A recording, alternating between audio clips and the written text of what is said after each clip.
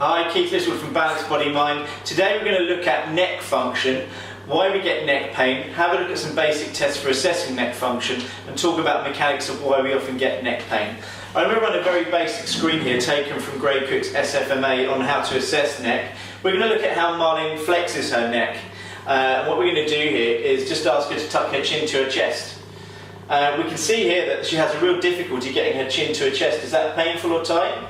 Yeah, so let's come up to a neutral position. We're going to assess rotation and flexion now. So what I'd like you to do is just take your chin down to your collarbone. And here we can see another restriction, and we'll check the other side, same thing. And here we can see that in rotation and flexion here, we're having a real trouble, let's just bring your head back to neutral, in actually getting the chin down to the chest. Now this might be a stability issue, how we recruit our muscles to achieve the action, or it might be an actual mobility issue. There might be tight structures on the other side that are opposing that. We can also check extension as well, and if I just get you to lean back with your head as far as you can, extension actually looks pretty good, and come back to neutral. So what we could actually infer from that there's either a stability or a mobility issue in flexion and rotation, and we could assess that. But we want to ask questions about why we actually get that. Thanks, Marlene.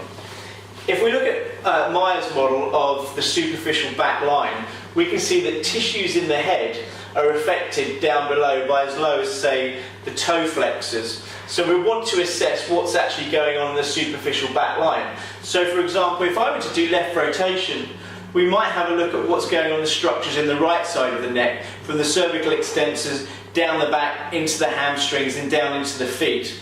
The calves and the toes have a real capacity to shut down what's going on through the upper spine and into the neck as well, or make them very tight tissues. So using therapies such as NKT combined with SFMA are a really good way to understand why we get neck problems, and it's not always as local as we think. The neck pain that we might get might actually be coming from our feet.